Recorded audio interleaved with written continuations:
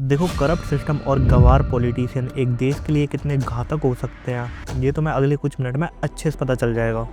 देखो, हाल ही में नेपाल में एक प्रोटेस्ट हुआ था जिसका नाम था जेनजी प्रोटेस्ट। एंड जिन लोगों को नहीं पता कि नेपाल जेनजी प्रोटेस्ट क्या है, तो पहले ये समझो कि नेपाल में ना करप्शन बहुत ज़्यादा था, और साथ ही ना लोगों को अच्छी शिक्षा मिल रही थी और ना ही अच्छा हेल्थ सिस्टम। एंड बेरोजगारी का तो इतना गंदा हाल था कि वहाँ पढ़े लिखे लोग तो थे, लेकिन उनके लिए जॉब्स नहीं थी। एंड कुछ स्टूडेंट तो पैसों के लिए यूएस आर्मी तक ज्वाइन कर ले रहे थे, जहां उन्हें 2 से 3 महीनों की ट्रेनिंग के बाद ही फ्रंट लाइन पर लड़ने भेज दिया जाता था। अब एक और नेपाल में बेहतर रोजगार ना होने के कारण कुछ पैसों के लिए स्टूडेंट फ्रंट लाइन पर मर रहे थे, वहीं दूसरी ओर करप्शन ने अंदर से देश को पूरी तरह से खोखला कर दिया था। सिंपली बोला जाए तो आम नागरिकों का नेपाल में जीवन नरक से कम नहीं था।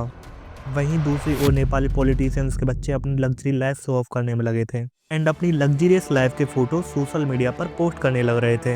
एंड जब ये यूथ ने देखा तो उन्होंने देश का पैसा बर्बाद करने के लिए उन्हें सोशल मीडिया पर ट्रोल एंड एक्सपोज करना शुरू कर दिया, जिस वजह से सोशल मीडिया पर हैशटैग नेपो किड्स और नेपो बेबी ट्रेंड करने लगे।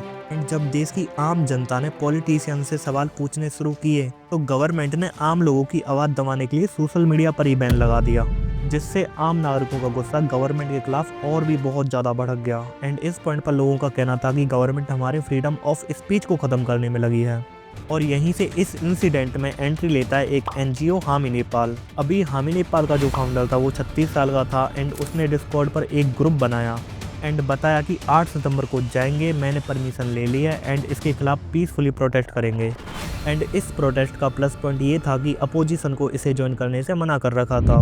इन्होंने ओपनली डिक्लेयर किया हुआ था कि हम सभी सरकारों के खिलाफ प्रोटेस्ट कर रहे हैं क्योंकि तुम सारे ही मिलजुल के करप्ट हो। एंड 8 सितंबर की मॉर्निंग होते ही देश में प्रोटेस्ट पीसफुली शुरू होता है। इस पॉइंट पर गवर्नमेंट ने प्रोटेस्ट को दबाने के लिए टीयर गैस, लाठी चार्ज जैसे एक्शंस लिए। एंड जब इससे भी प्रोटेस्ट नहीं रुका तो नेपाली गवर्नमेंट ने प्रोटेस्टर्स पर गोलियां तक चलवा दी। एंड गोलियां भी पता है किन पर चलाई गई थी? अपने ही देश के स्टूडेंट्स पर, क्योंकि मोस्टली प्रोटेस्ट जेन जी ही कर रहे थे।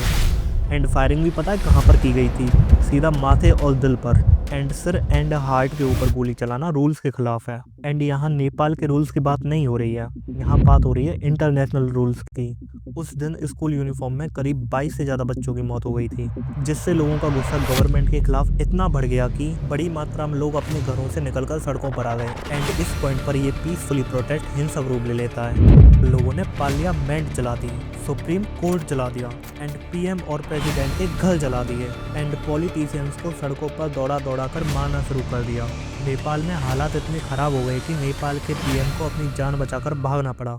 एंड इसके बाद नेपाली प्रोटेस्टर्स ने एक्स पीएम की वाइफ को जिंदा जला दिया, एंड साथ ही फाइनेंस मिनिस्टर को तो सड़कों पर दौड़ा दौड़ा कर मारा।